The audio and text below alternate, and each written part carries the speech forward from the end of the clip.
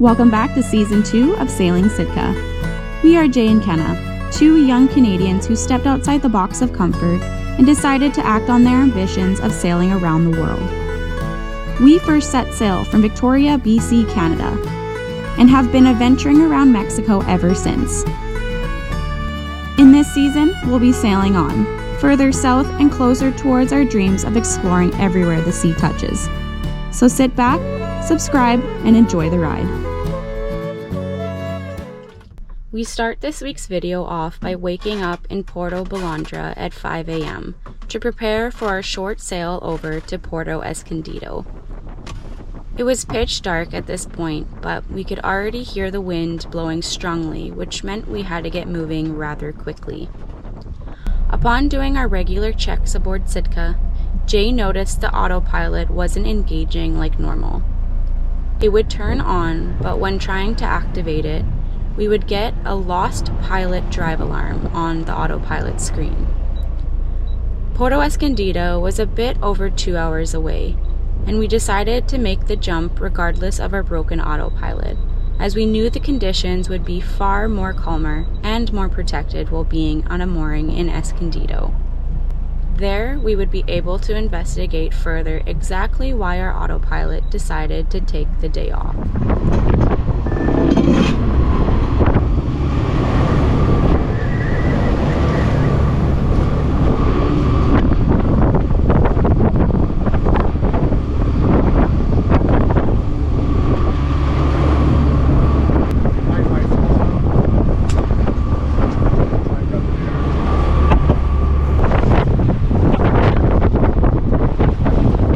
When leaving Balandra, wind gusts were ranging between 20 to 25 knots, and the seas were starting to build.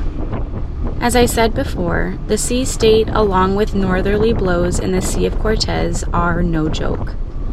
Jay jumped behind the helm and hand steered through these swells as they bashed against Sitka's starboard beam.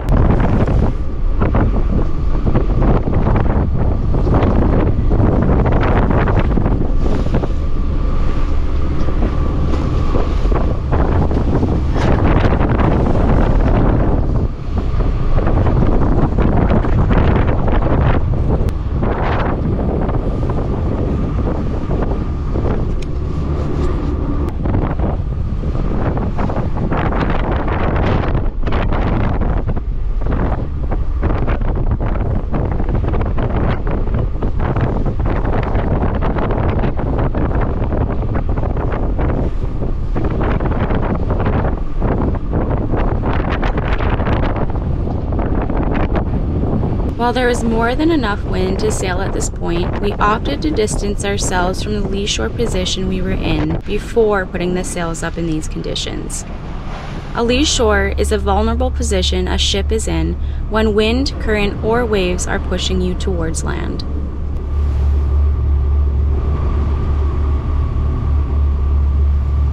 Down more, hun. Down is that way.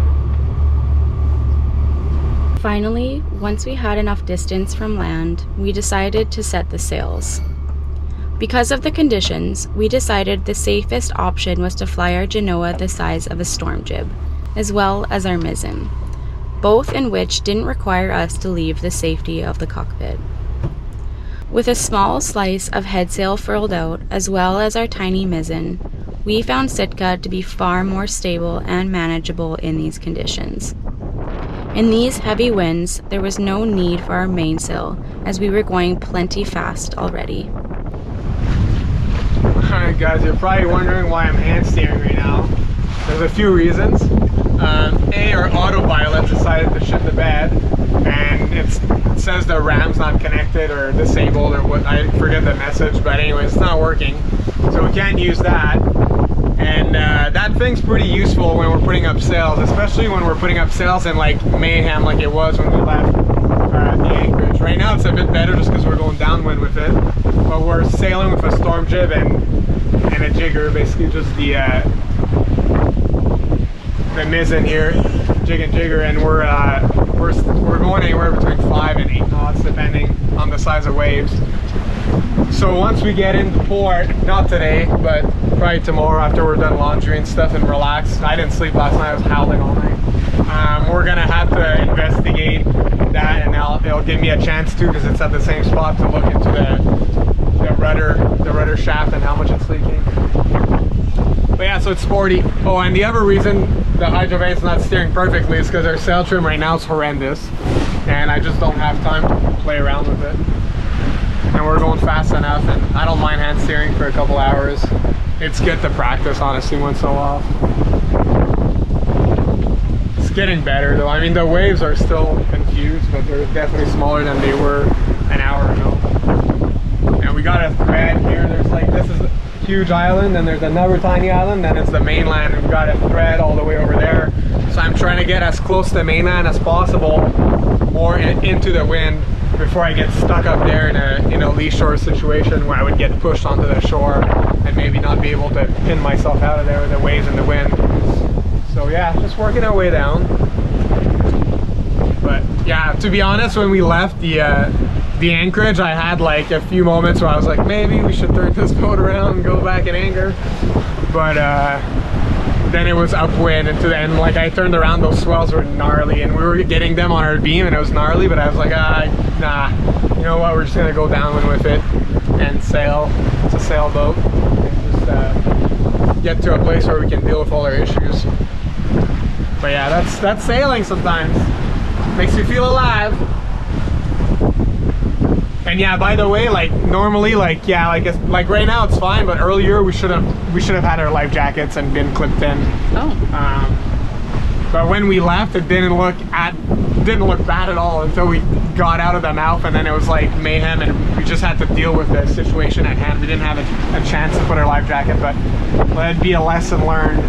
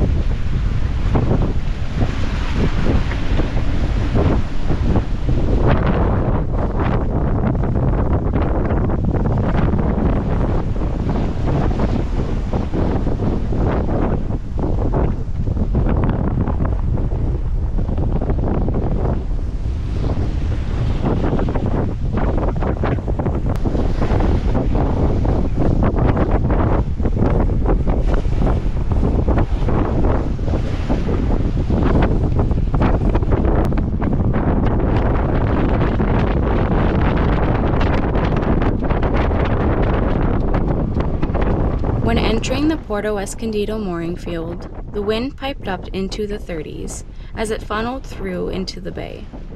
This made for a very difficult approach when grabbing a mooring ball, and not to mention this was my very first time grabbing a mooring ball, since we always take up the free opportunity to anchor when we can. It took a couple of attempts to secure a mooring ball because of the intensity of the wind pushing us away from them. But finally, with Jay's orangutan arms, he was able to reach down and secure one in time for the next blow.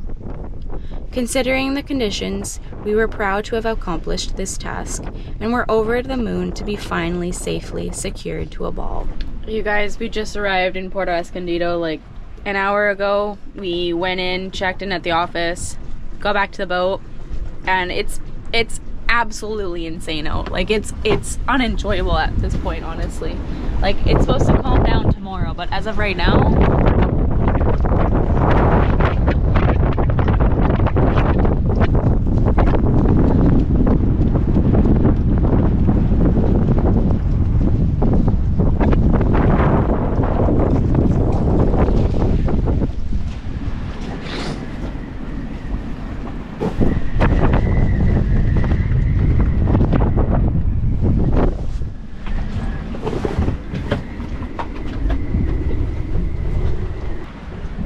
and we thought that we were going to be able to just tie the mooring and it was gonna be like so flat calm.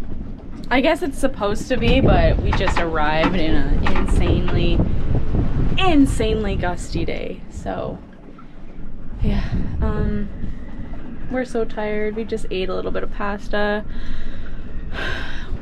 We still have to go in and do laundry, but my god, like our shit will get soaked if it comes when we come back in. It's so windy that like a gust of water went over the deck. Like it's just, I'm just done with it right now.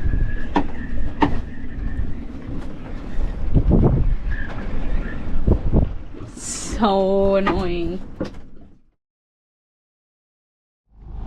So we are about to move mooring balls because we have this old one right beside us that likes to kind of just ding on Sitka, and we're not gonna have that happening for about like 7 days straight. So yeah, like luckily it doesn't seem to be causing any damage because it just bounces between like the very stern of the boat and it rolls, but like we don't want to just take the chance of it getting caught, like weird chance that it gets caught in the rudder for some weird reason, but it's not worth it. There wasn't a lot of moorings available when we came in. It was like super windy. It's still windy right now, but some friends of ours are about to leave on theirs, and they have like they have the one over there that's like one of the closest ones to the marina, which means very short dinghy rides.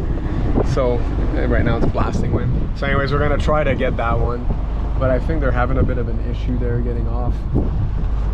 So yeah, we're just waiting, or else we'll just take the one that's right there, which was our first attempt, but missed it, and then aimed for this one, and then realized how close that other one was. This would be fine if your boat was maybe 30 footer, I guess it'd be fine, but 41 we just too close for comfort. 35 I'd say would be the max length you'd want to be on this mooring. To be honest, the wind's supposed to die today and then no wind for a while, so that's good because that's exactly why we came in here, to do a few projects. I have to empty this whole lazarette and get my body inside a torture / boat yoga compartment and deal or inspect the rudder and see if I can stop or lower the rate of water ingress, and also figure out what's going on with our ram there for our autopilot. We have a linear drive Raymarine, and I'm getting a drive error message when we try to use it, and it just won't engage. So we kind of pushed it a bit on our sail from Loretto. Well, it was a motor from Loretto to Balandra, and then maybe that did it. I don't know. We'll see. Last time we had an issue with it was off the coast of Oregon, and when we got to Eureka, we figured out that all that had happened is the little grub screws that hold it on the rudder had loosened, and the drive shaft arm had fell right off the shaft and was at an angle and kind of digging into the fiberglass of the hull. So like, look at this guy. So you see it's gonna come right underneath the boat probably. Sometimes it goes right between the hydrovane and the hull. Nope, it's gonna aim the other way now because we're filming, but Once we grabbed a new mooring ball, it was straight to work. We are taking advantage of this flat, calm bay to do some boat projects that are otherwise impossible to do in a rolly and unprotected anchorage. Here we are emptying out all that we have in this lazarette, so Jay can access both the rudder shaft and the autopilot drive.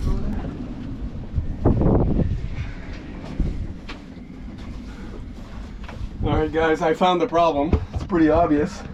So this is the autopilot arm. As you can see, it's completely disengaged. It should be on this arm here. So last time the issue was this had gotten loose and fell. But this, I don't know how the hell that happened. Okay, I'm gonna pass you. So as you can see, it's kind of hard to see in here. But this here should be on top of here. And then there should be something preventing it from falling. So anyways, I'm gonna look into this there. I just don't have enough room in here to hold you guys. So I'm gonna pass you guys back.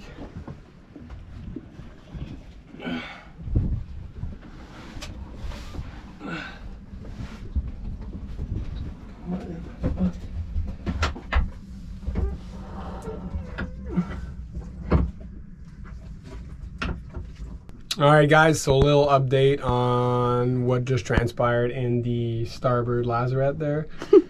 So fixed the autopilot. That was a pretty easy fix apart from the pin there. So all that happened is the pin kind of came out, I guess. So there's where the shaft goes onto the bracket that attaches the rudder. All that's preventing that falling out is like a retention pin. And I guess it came out so that the drive shaft was just hanging down and not attached to the actual bracket that attaches the rudder. So it would go in and out, but it wasn't attached, so there was nothing happening.